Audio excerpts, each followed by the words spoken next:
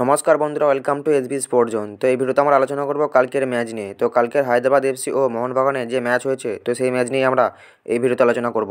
তো কালকের ম্যাচটা ফুল টাইম শেষ হয় 2-0 গোলে। তো মোহনবাগান দুটো গোল করেছিল। তো মোহনবাগানের হয়ে প্রথম গোলটা করেছিল অনিরুদ্ধ থাপা এবং সেকেন্ড গোলটা করে জেসন কামিংস। অনিরুদ্ধ থাপা প্রায় 14 মিনিটের মাথায় একটা গোল করে এবং জেসন কামিংস প্রায় 48 মিনিটের মাথায় একটা গোল করে। তো ফুল টাইম ম্যাচটা শেষ হয়েছিল 2-0 গোলে। তো যদি কালকের ম্যাচ সম্বন্ধে আমরা কথা বলি, তো কালকের ম্যাচটা বেশিরভাগ অ্যাটাকই মোহনবাগান করছিল, কিন্তু এমনটা নয় যে হায়দ্রাবাদ এফসি কোনো অ্যাটাক করেনি। হায়দ্রাবাদ এফসি তাদের ইন্ডিয়ান প্লেয়ার নিয়ে তারাও ভালোই অ্যাটাক করছিল, কিন্তু কী করা যাবে, তাদের কোনো বিদেশি নেই আর নাই, তারা যথেষ্ট ভালো খেলেছে।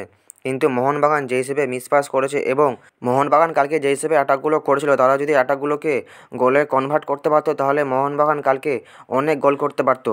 ব্যাপারটা হচ্ছে যে মোহনবাগান ভালো খেলেছে, কিন্তু হায়দ্রাবাদ এফসির মতন এরকম দুর্বল টিমের কাছে এরকম পারফরমেন্স আশা করা যায় না। মানে এত মিস পাস করেছে, তার উপরে আবার এত অ্যাটাক তৈরি করেছে, তারপর অ্যাটাকগুলো কনভার্ট করতে পারেনি। তার মানে ব্যাপারটা হলো যে হায়দ্রাবাদ এফসির মতন এরকম দুর্বল টিমের কাছে মোহনবাগান এরকম পারফরমেন্স করবে এরকম আশা করা যায় না। তো কালকে যদি মিস পাসের ব্যাপারটা নিয়ে কথা বলি, তো কালকে মিস পাস মোহনবাগান দল ভালোই করেছে।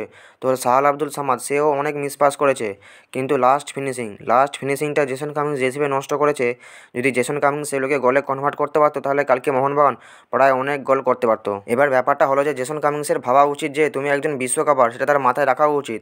হয়তো ভুলে গেছে, হয়তো সে একজন বিশ্বকাপার হতেও পারে, ঠিক আছে। এবার ব্যাপারটা হচ্ছে তার মনে রাখা উচিত যে সে বিশ্বকাপার।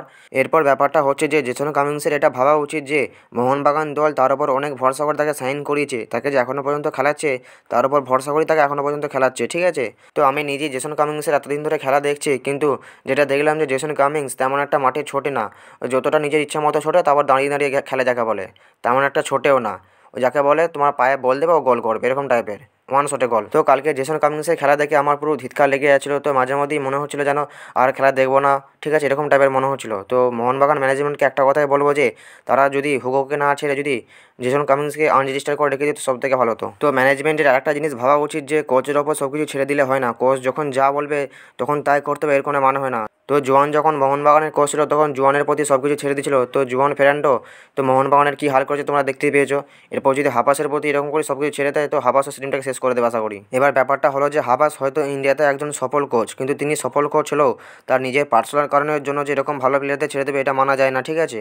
হাবাস চাইলে এটা করতে পারতো যে জেসন কামিংসকে আনরেজিস্টার করিয়ে জনি কাউকে জেসন কামিংসের জায়গায় রেজিস্টার করাতে পারতো এবং হুগো বোমসকে রেখে দিতে পারতো দলে। তাহলে ব্যাপারটা এরকম হতো, জেসন কামিংসের জায়গায় দিমিত্রি পেতাতোস খেলতো স্ট্রাইকার হিসাবে এবং দিমিত্রি পেতাতোসের জায়গায় হুগো বোমস খেলতো অ্যাটাকিং মিডফিল্ডার পজিশনে, আর সেন্ট্রাল ডিফেন্সিভ মিডফিল্ডার পজিশনে খেলতো জনি কাউকো। তো এরপর যদি আমরা কথা বলি জনি কাউকোকে নিয়ে, তো জনি কাউকো কালকে 1 বছর বাদ সে ম্যাচ খেলতে নেমেছিল। তো জনি কাউকোর পারফরমেন্স কালকে যেটা আমরা দেখলাম, যে আমি দেখে যেটা বুঝলাম, সে ভালোই পারফরমেন্স করেছে।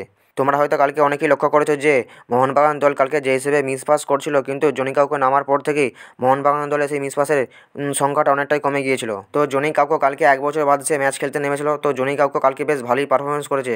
তো আমরা আশা করবো যে আস্তে আস্তে জনি কাউকো তো আর সেরাটা দিতে পারবে। তো এই ছিল আজকের ভিডিওটা যদি ভালো লাগে ভিডিওটা লাইক শেয়ার কমেন্ট অবশ্যই করে দিও।